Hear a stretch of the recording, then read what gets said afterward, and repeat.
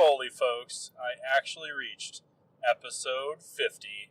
Oh, yeah! Sit back and relax. This is the SuperParent Podcast with your host, Dr. Nick Fanning.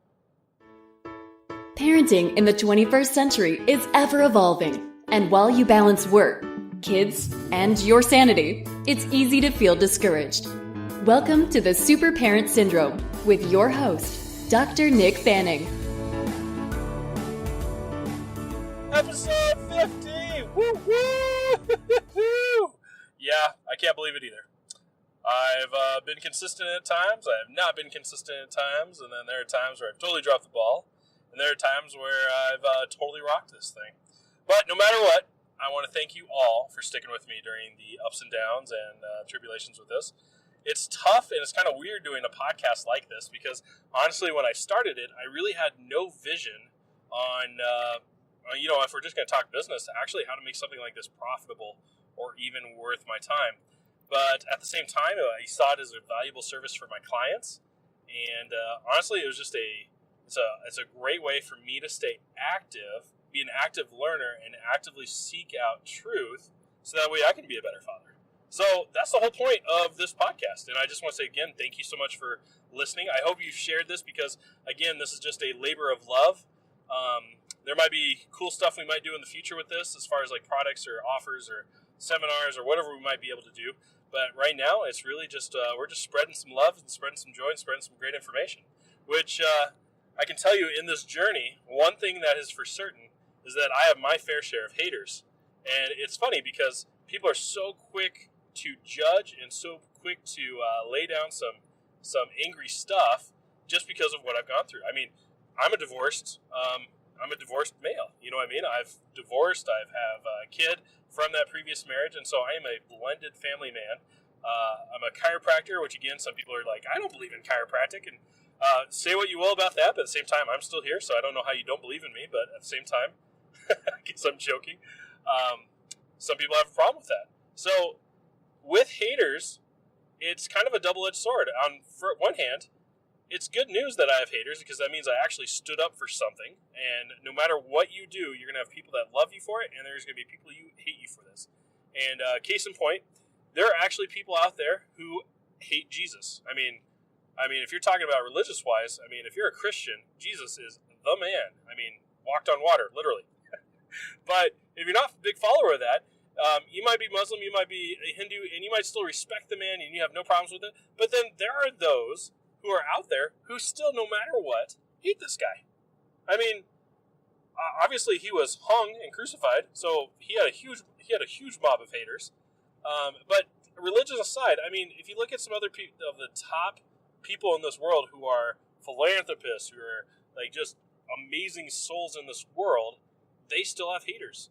If you look at even Mother Teresa working with the lepers, when it actually came to vote whether or not she would become a saint or not, there were people who traveled, who went out of their way, taking off of work, flying, driving, whatever it might be, to actually go to that hearing and argue against this woman having granted sainthood.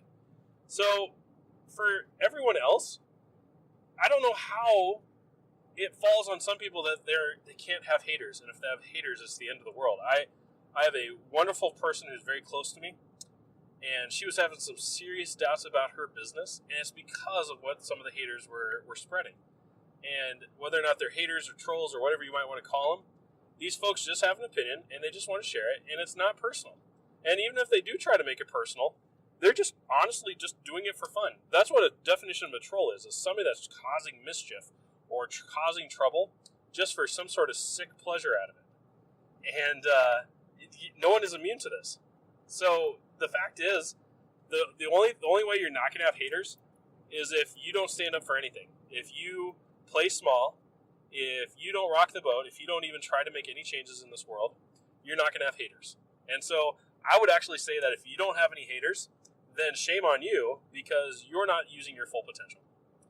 Now, if you do have haters, you're not by any obligation required or obligated to listen to them or let them influence your life in one bit.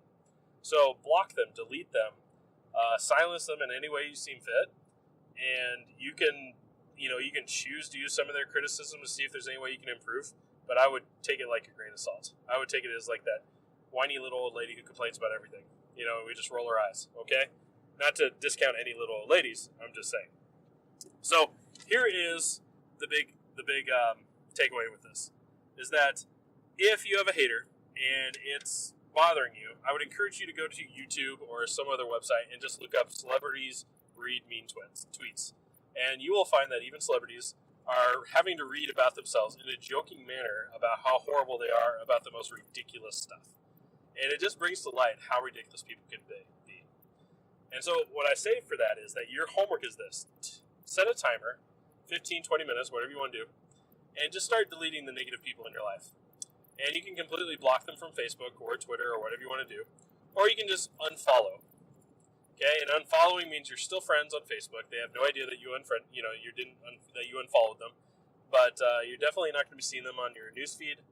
And they can make comments on there. So in which case, I would actually strongly suggest you block them and just get them out of your life. You don't need that negativity. There are so many other people out in this world that's good for you. Don't waste your time or energy or focus on the bad ones. So that's what I have for you. And then the second one is get real clear on what your message is. What is your purpose and passion? And just own it. I can tell you this, is that on a regular basis, I get people who are totally bag on me about chiropractic.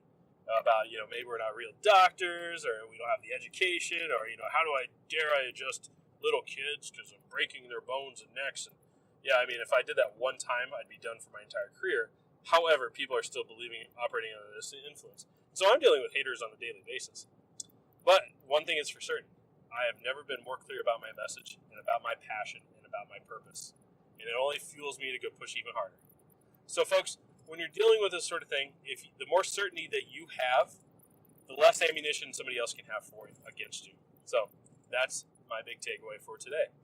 You may have noticed there's some background noise, and I want to let you know that we are trying to streamline some of my recordings. So instead of doing it in a nice studio where everything is absolutely perfect, I'm just doing this when it fits in my schedule. Because I got to tell you, folks, I got 4 kids.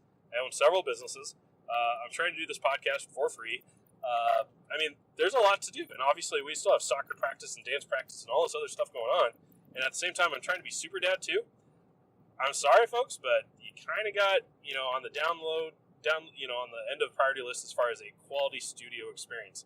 So if you want that type of thing, send me a donation. I will definitely take the time to carve that out of my day. But right now, again, like I said, labor of love. You're getting me in the car. So I just want to let you guys know that you are still worth my time and energy and focus. It's just the quality of the recordings can be a little lower. So I hope you guys can understand that and appreciate it and respect that. If you don't like it, I guess unsubscribe. Anyway, folks, I hope you know I appreciate you. I appreciate your time with me. And this is Dr. Nick Fanning, signing off.